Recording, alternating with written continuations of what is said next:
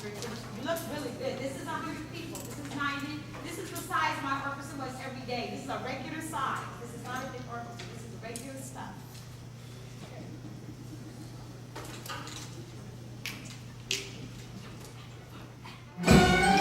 At each school that I've taught at, there has been no music program.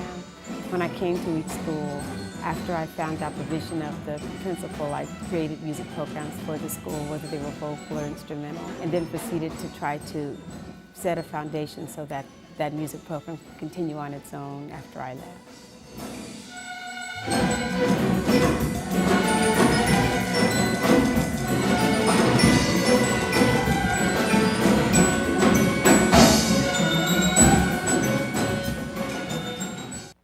When I was about 11 or 12 years old, I started playing violin in my public school orchestra. And my father had left our family, so our family was going through some rough times. My music teacher stepped in and became my surrogate dad and helped me to believe in myself and gave me jobs to do in the orchestra to help me to feel important. And eventually the music program became my family at my middle school. When I became a teacher, I wanted to give that same type of value back to students that were going through rough times. And I ended up teaching at schools that always had students at risk who had either broken families or came from very poor financial status in their community. So I began to implement music programs to give them a sense of ownership of some part of their life and a place that they could really start to create something beautiful.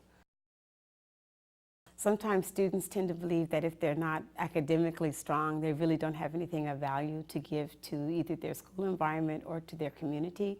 But when they begin to see that they can grow in an area that sometimes is underdeveloped or has never really been developed, whether it's music or art or dance, they start to feel as if their creativity is just as valuable as the natural academic prowess that some of their classmates might have in class. With Gabe and LJ, it's very interesting because when they first came here, both of them were low achievers. Gabe loved to read, but he was very low in math, and he was having difficulties in keeping up with his classmates. LJ has always been naturally academically smart, but he has had a lot of trouble with his self-control and being able to discipline himself so that he can go on and to do things that are really positive in a classroom.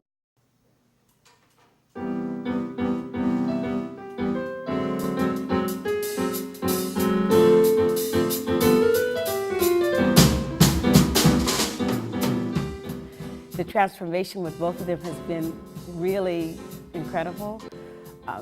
Part of the credit goes to Stanford Jazz Workshop, in my opinion, because we started with them, giving them a chance to make creative ensembles in class and show the gifts they already had.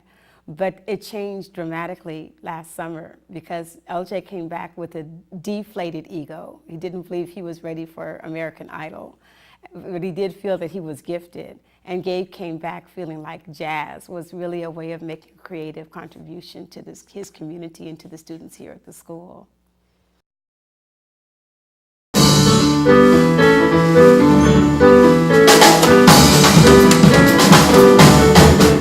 Playing jazz is it's a great way to express yourself when you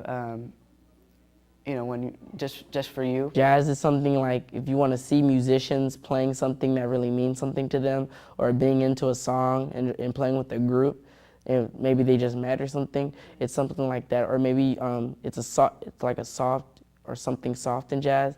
It's something to read to, just to listen to think about. You can think during jazz. Maybe you have problems or you have decisions to make in life. Jazz can maybe soothe your mind just to make you think about those decisions more.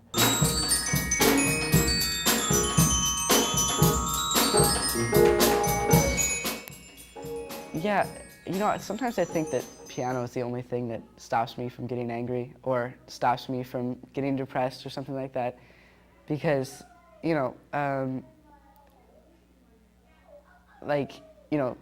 everybody has some problems in their life, and it's great.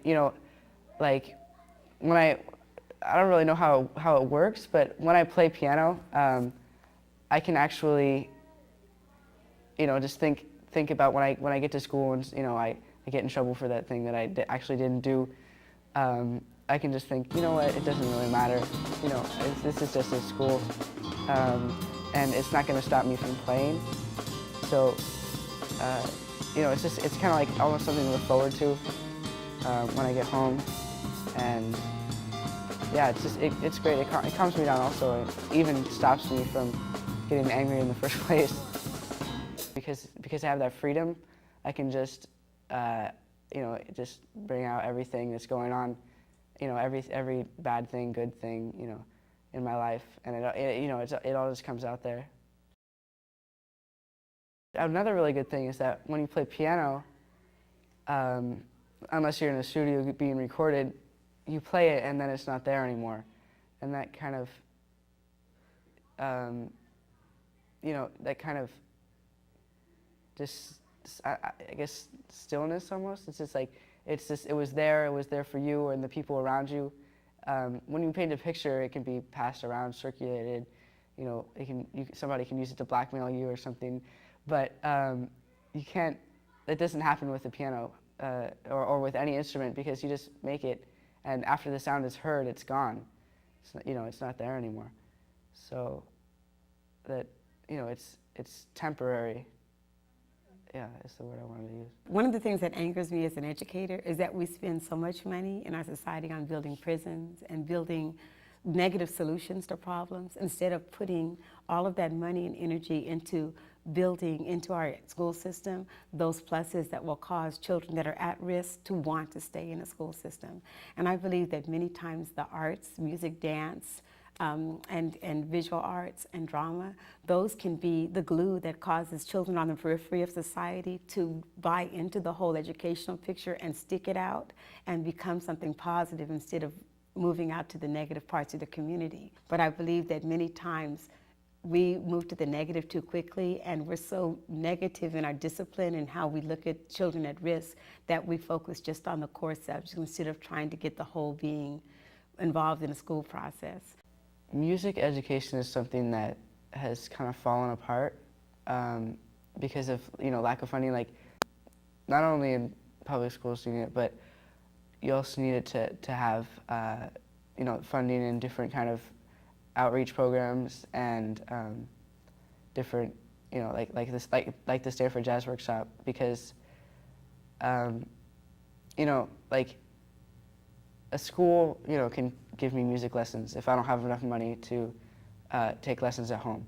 But, you know, only programs like Stanford Jazz Workshop can bring in an artist like Taylor Eichste, who is, you know, my role model, and, you know, have him play a show at my school, you know. I don't know if any if any kind of school could do that. Yesterday, we were me and my friend got into like a disagreement about an issue, like something happened between me and him.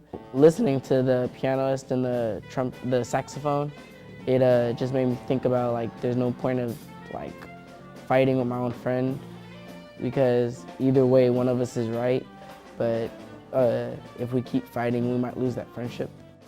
There has been such a lot of positivity that has come out of our children being in Stanford Jazz Workshop, in KIPP's music program, in the small groups that they have been able to make in their community.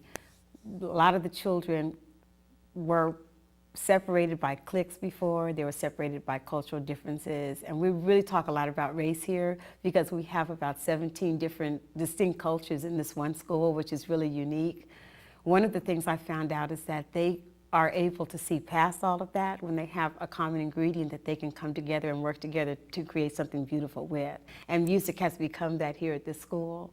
I believe that if we are looking at our whole society and all the racial problems we have and all of the walls that divide us into socioeconomic groups that make us never feel as if we're going to come together in a common vein in our society, that if we would focus on what works, music works, arts works, being on sports teams, all of those things work to cause children to see past the differences and to join together in a common good. I think that we can really make a difference with this next generation. It will take time to fund it and to push it, to cause them to feel acclaimed and appreciated for the work that goes into making something like that really happen well. I really believe we can see a difference in this group of kids that would help us to have a greater hope for the future.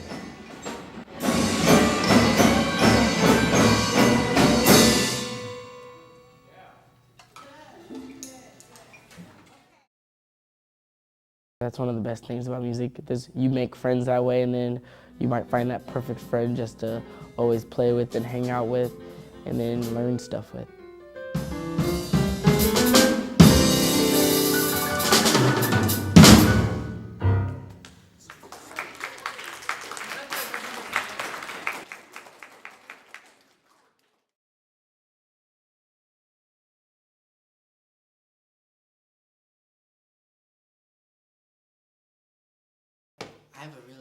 I have another good reason. It might be a little out there, but I'm a 14-year-old boy. Another good reason for playing jazz is because, well, you get a big audience, very good big audience, but then 40% of the audience are females. So you gotta keep it real. Gotta like jazz for females, because the females come and watch, and then after you're done with your solo, they're like, ah! And it's like, then you got your own little fan club, and then the females come after you. And then you get like 20 members. Gotta